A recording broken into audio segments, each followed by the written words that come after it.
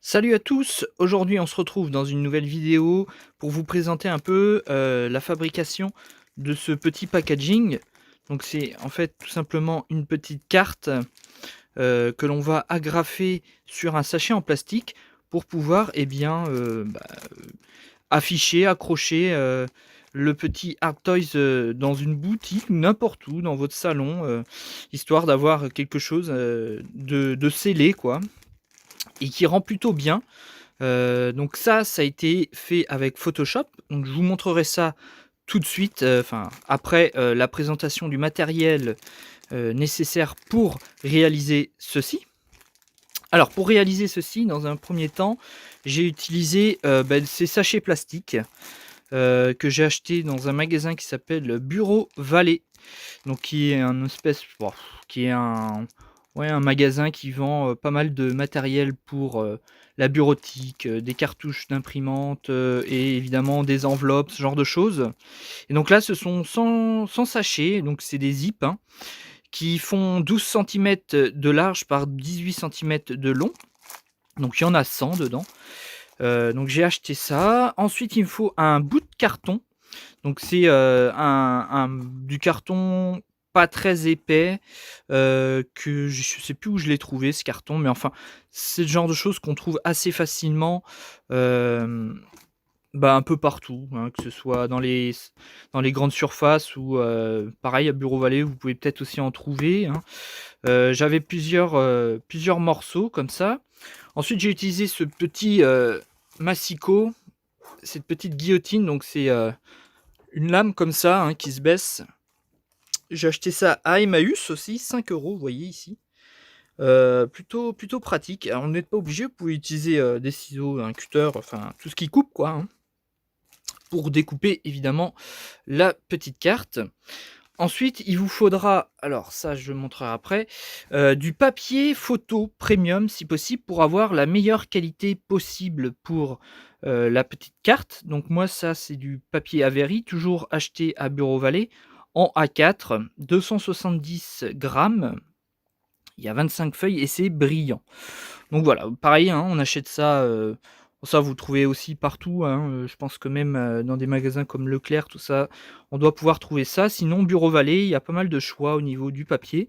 Après, ça dépend aussi, du choix, de votre choix personnel, hein, si la qualité que vous voulez et la finition que vous voulez, quelque chose de brillant, quelque chose de cartonné, ça dépend de vous.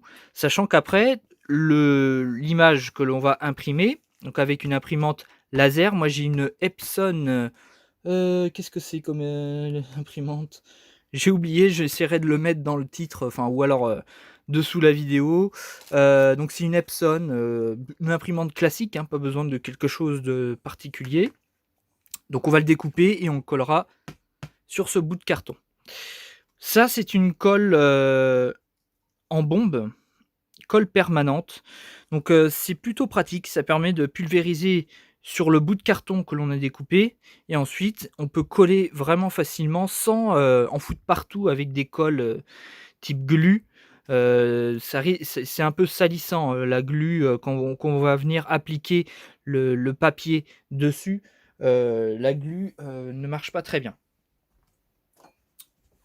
Vous voyez, ça fonctionne comme ça. Donc là, j'en avais d'autres, hein, j'en ai, imprimé 4 en tout et en fait, on va venir découper, hein, donc on le découpe avec ça, par exemple et on le colle dessus avec la bombe. Donc je pulvérise de la bombe dessus et je viens le coller comme ceci, clac et ensuite, ce que je fais, c'est que je multiplie par 2 comme ceci, la dimension. Donc je vous dirai la dimension précise de ça, quand je vous montrerai avec Photoshop, pour les paramètres d'impression, tout ça et je laisse une petite marge ici de 1 centimètre pour la pliure, en fait. Quand je vais venir le plier, en fait, au moment de plier, il va y avoir un petit gap ici, vous voyez? Cette petite, ce petit gap, cette petite marge, il faut, la garder bien évidemment, quand on va plier. Sachant qu'après on peut on peut redécouper, si c'est mal fait. Bon là, en plus, j'ai fait un peu vite fait, j'aurais pu m'appliquer un peu plus, mais ça rend plutôt bien. Je trouve que c'est correct et une fois accroché, ça marche bien. Donc voilà pourquoi j'utilise cette colle-là, c'est qu'elle est vraiment pratique et elle en fout pas partout, en fait. Vous pulvérisez un petit coup, vous collez et c'est parfait. Donc en fait, je fais donc 2 fois et ensuite je plie et je plie évidemment l'autre dans l'autre sens, ce qui donne ceci après. Voilà. J'utilise aussi ceci. Alors, qu'est-ce que c'est que cette pince? C'est une perforatrice. C'est pas une pince, c'est une perforatrice. Je vous mettrai le lien aussi, hein, tout ça en description. Donc de la marque We Are Memory Keepers. Donc nous sommes les gardiens, de la mémoire. Et qu'est-ce que cette, perforatrice fait? Eh bien, elle va pouvoir créer ce petit trou là, vous voyez? Cette espèce de petite encoche qui permet d'accrocher, hem, bah, tout ce que vous voulez, des jouets ou, n'importe quoi. Ouais, je vais vous montrer, hein, tout simplement. Donc je mets désolé à une main, c'est pas évident. Donc quand je perfore, clac, vous voyez, ça fait cette petite marque. Voilà. Donc ça coûte pas très, très cher ça, je crois que ça coûte une vingtaine d'euros à peu près.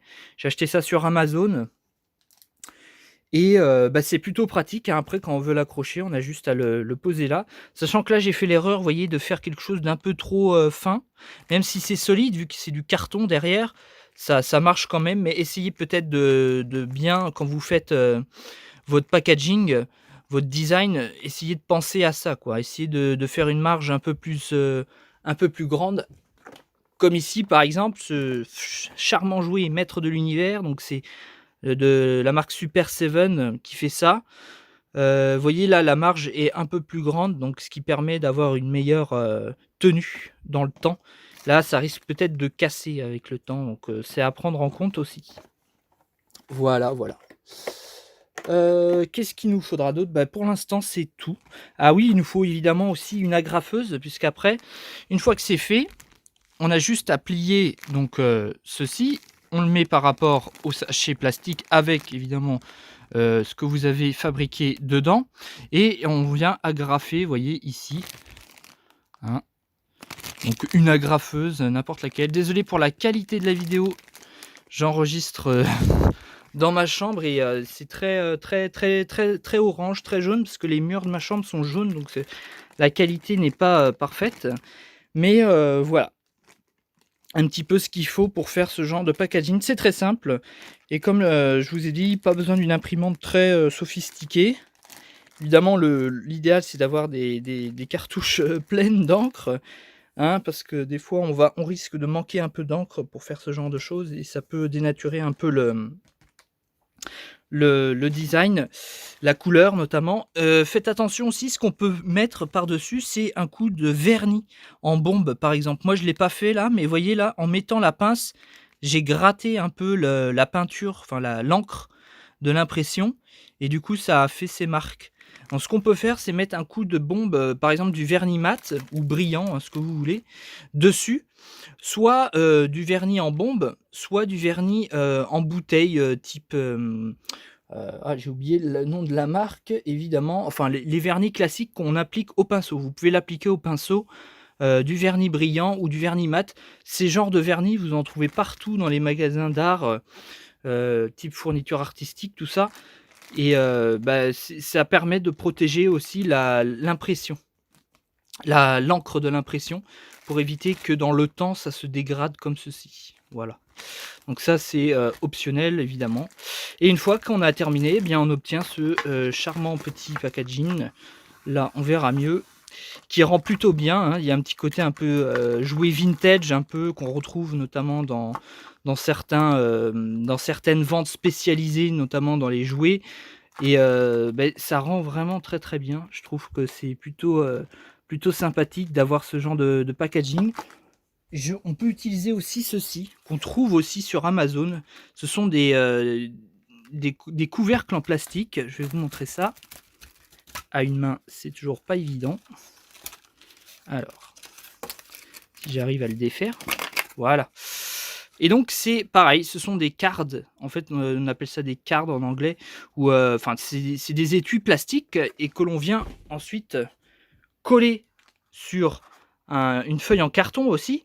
Donc là, il faut imaginer qu'on a quelque chose d'imprimé et de fixer dessus, toujours avec la même colle, par exemple. Et ensuite, vous posez votre jouet, votre création là-dedans. Et vous venez évidemment mettre de la colle sur les côtés. Donc là, vous pouvez par contre mettre de la glu, peut-être, je ne sais pas trop. Ou la bombe, je pense que de la bombe, ça peut marcher. Si vous masquez, vous masquez l'intérieur, évidemment, pour pas mettre de la colle à l'intérieur. Et vous faites juste sur les bords de la colle, vous le fixez. Et de la même façon, vous aurez aussi un type de card qui ressemble à ça, par exemple. Donc vous voyez, lui, il a une forme particulière parce qu'il a été fabriqué et étudié exprès pour ce jouet. Ces cards-là, en fait, ce sont des cards de Kenner, des jouets Star Wars. Donc ils sont au format des jouets Star Wars. Alors, je ne sais plus non plus le format exact de ces jouets, mais il y en a de différentes tailles sur Amazon. J'essaierai de vous retrouver le lien. Je ne sais pas si j'y arriverai parce que ça fait un moment que je les ai, ces trucs. Mais je m'en suis pas encore servi parce que j'ai pas imprimé en fait en 3D de hard toys de la taille de ces cards. Donc il faudrait que je le fasse un jour. En plus j'en ai pas mal, hein. Ça s'achète par 20 ou par 10 je crois. Et c'est plutôt pas mal. Donc il y a plusieurs choix, hein, c'est à vous de voir après. Moi je vais vous montrer déjà la solution pour faire comme ça. C'est moins cher que d'acheter ça, je pense. Puisque après il faut évidemment imprimer donc dessus, donc ça nécessite plus d'encre, plus de papier, plus de carton, etc. Donc on va se retrouver maintenant sur Photoshop pour vous montrer un peu les paramètres, les dimensions de la petite carte, sachant que ces dimensions évidemment sont liées à l'objet que j'ai créé. Si vous avez quelque chose de plus gros, il existe d'autres tailles de sachets, comme ici. Là, c'est du 16 par 22. Et évidemment, les dimensions que vous utiliserez ne seront pas les mêmes. Tout dépend de la taille de votre impression. Donc moi, je vais vous montrer par rapport à celle-ci. D'ailleurs, il fait combien en taille, combien il fait? Il fait 15 cm de haut et de large avec les bras. Il doit faire 8 cm à peu près de large, si je compte les bras. Donc du 15 par 8, donc vous voyez, après c'est à vous de voir, je ne sais pas quelle est la taille de ce que vous voulez faire, sachant que évidemment, moi je change des fois la taille, hein, je ne fais jamais des choses tout le temps de la même taille, ça m'arrive de changer. Voilà. Donc maintenant je vais vous montrer avec Photoshop un petit peu ceci. Voilà.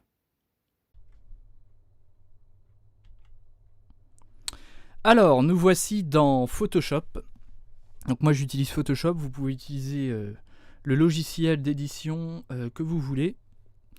Donc pour faire simple, il faut tout simplement créer ici un nouveau document au format International Paper, donc A4.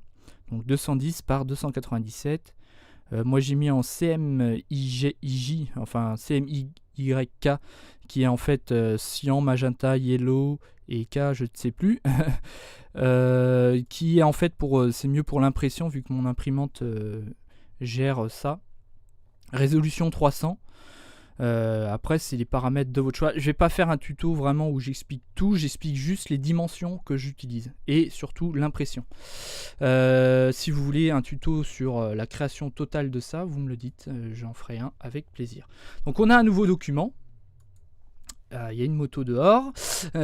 Ensuite j'ai créé tout simplement un rectangle comme ceci que j'ai fait aux dimensions. Alors pour voir la petite règle ici, il faut faire un CTRL R. Donc CTRL R et ça nous permet de voir la règle. Ensuite on fait un clic droit dessus et j'ai mis en centimètres. Donc une fois que j'ai créé mon rectangle, par exemple là je vais vous montrer, je crée un rectangle, n'importe laquelle des tailles avec une couleur par exemple. Ici, je peux voir la taille de l'objet. En fait, là, on voit que ça démarre à 0 de la tranche. Et si je veux aller à 13, je fais un CTRL-T pour la dimension. Et je vais jusqu'à 13. Voilà. Bon, à peu près, hein, c'est pas non plus forcément exact. Et de haut, j'ai fait 6 cm. Donc j'ai fait un rectangle de 6 cm de haut et 13 cm de large. Voilà. Et ensuite, j'ai dupliqué ça ici. Et après, je ferai moi-même ma découpe comme ceci. Je préfère laisser une marge assez importante. Comme ça permet de ne pas avoir de problème au niveau de l'impression. Parce que si je le mets au bord, par exemple, comme ça peut poser des problèmes au niveau de l'impression. Donc voilà, tout simplement, hein, c'est un petit rectangle comme ceci, de 13 par 6 cm. Donc, ensuite, vous créez le design que vous voulez. Hein, vous pouvez utiliser du texte. Moi, j'ai fait une petite tête du Space Demon en vectoriel. Donc, avec l'outil plume, j'ai fait un détourage. J'ai pris une photo. J'ai pris la photo et j'ai fait un détourage à la plume. C'était pour aller assez vite. J'aurais pu faire ça plus proprement. D'habitude, je fais ça beaucoup plus proprement. Mais là, je voulais aller assez vite pour pouvoir vous faire ces vidéos, vous montrer. Vous mettez les logos que vous voulez, ce que vous voulez. Ça, c'est à vous de voir. C'est vraiment votre personnalisation à vous. Et après, bon, une fois qu'on a terminé, on met en place les différentes cartes. N'oubliez pas de laisser une marge ici. Moi, je ne l'avais pas fait pour le petite perforation. On va venir imprimer. Donc, on met dans Print. Et là, il y a juste un paramètre. Enfin, un paramètre. Vous mettez votre imprimante. Donc, moi, c'est une Epson XP 235 Series. Voilà, si vous voulez exactement le type d'imprimante que j'ai. Vous mettez le format que vous voulez, paysage ou portrait. Et dans Print Setting, c'est là où c'est important. Donc là, ça dépendra évidemment de votre imprimante à vous. Vous mettez bien évidemment du A4, en portrait ou en paysage, comme vous voulez. Et là, c'est là où il faut mettre papier, photo, glacé, tout simplement. Qualité, essayez de viser quelque chose quand même de relativement bonne qualité. Hein. C'est le but. Donc je mets en supérieur. Couleur ou gris, ça dépend de ce que vous voulez, recto verso ou pas. Je vous déconseille recto verso parce que de toute manière, on va venir coller tout ça, comme je l'ai dit. Hein. Voilà. Et donc, c'est tout ce qu'il y a à savoir hein, pour l'impression. Il n'y a pas grand chose de plus à faire. Vous pouvez aller plus loin dans les paramètres de l'impression. C'est à vous de voir ça. Personnellement, moi, j'utilise vraiment que ça en paramètres d'impression. Ça marchait très bien, désolé. J'ai vraiment pas eu de soucis au niveau de l'impression, du collage, etc. Ça se fait vraiment tout seul. Il n'y a pas besoin non plus d'avoir une imprimante vraiment très très chère, je pense. Essayez de viser quand même des imprimantes laser qui sont plutôt de bonne qualité en règle générale au niveau de l'impression et des couleurs. Mais évidemment après tout ceci dépend de vous. Vous pouvez aussi très bien le dessiner à la main hein, avec un crayon feutre. Vous pouvez faire vos cartes à la main. Vous n'êtes pas obligé du tout de passer par Photoshop et d'imprimer. C'est vraiment votre choix. C'est à vous de voir vraiment. Voilà, je pense qu'on arrive à la fin de cette série de vidéos sur la première introduction au monde des Art Toys articulés, des jouets, on va dire. J'espère que ça vous a plu. N'hésitez pas à me dire en commentaire ce que vous en pensez. N'hésitez pas à me donner des conseils ou à me montrer aussi ce que vous avez fait. Si vous voulez d'autres explications aussi plus en détail, n'hésitez pas à le dire aussi en commentaire. Je répondrai à vos questions. En attendant, je vous dis à plus tard. On se revoit peut-être pour d'autres vidéos sur un autre sujet, peut-être, je ne sais pas, autre chose. On verra. J'ai pas encore d'idée précise, mais c'est fort probable que l'on fasse autre chose. Toujours un petit peu dans le monde du Art Toys, on verra. Pas forcément d'ailleurs que du Art Toys, j'aime bien aussi parler de bande dessinée, ce genre de choses, donc on verra, on pourra aussi parler d'autres choses. N'hésitez pas aussi à le dire justement en commentaire, ce que vous aimeriez voir en sujet, etc. Qui tourne un peu quand même autour de la pop culture, des jouets, etc. Voilà. Je vous dis à plus tard, n'hésitez pas à mettre des pouces bleus aussi, à vous abonner, tout ça, vous connaissez la chanson. Je vous dis à plus tard pour d'autres vidéos et merci à tous d'avoir regardé ces vidéos. Plus, tchuss!